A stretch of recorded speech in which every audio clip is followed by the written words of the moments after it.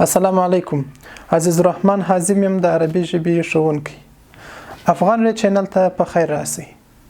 نن ورځ موږ د عربي ژبې په برخه کې د کلمې پر بحث غږیږو چې په عربي کې کلمه څه ته ویل کیږي، د څه شي لپاره استفاده کیږي او د دې معنی څه ده.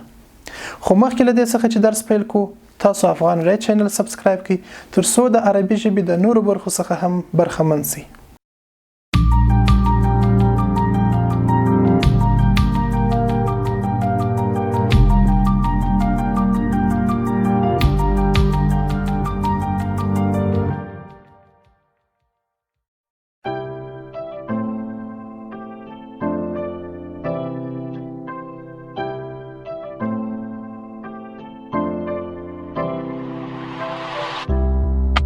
کلمه په عربي ژبه کې ټول عربي ژبه پر کلمه باندې ولاړ ده. کلمه لکه په نورو ژبو کې خبرو ته ویل کیږي، خو علمي تعریف په دې ډول دی: الکلمه ما دل على كلام مفيد. سمانه هغه کلمه هغه شی ده چې پر یو بشپړه معنا لرونکي خبرو باندې ولاړ. کلمه هغه خبره چې بشپړه معنا ولري. لومړی خبره یعنی دا یو आवाज دی او د تورو مجموعه ده چې موږ د خلاص خراباسو.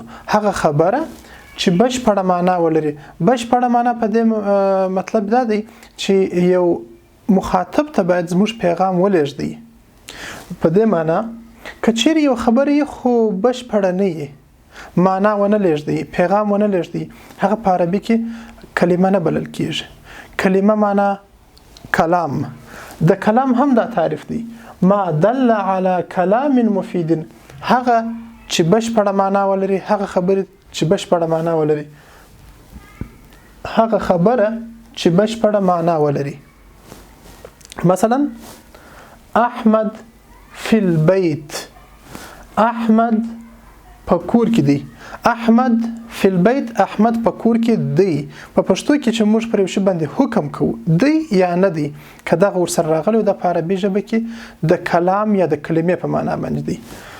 لاندې جمله ته وګورو: احمد البيت، احمد کور. دا که موږ چاته وایو بشپړه معنا نه لېږدي. مثلا احمد کور، اوس حکم موږ نه دی کړی، کور کې دی، په کور کې نه دی. مطلب څه دی؟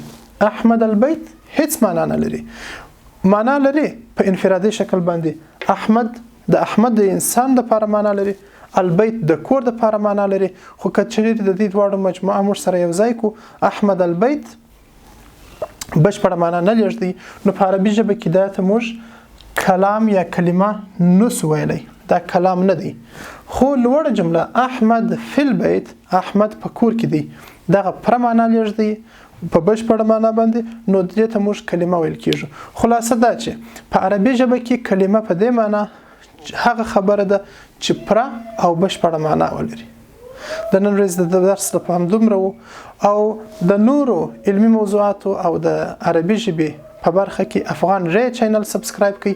که چیرې کومه پوښتنه ولرئ په دې برخه کې، کولی شئ چې د یوټیوب او یا هم د فیسبوک پاڼې له لارې زموږ سره په تماس کې شئ.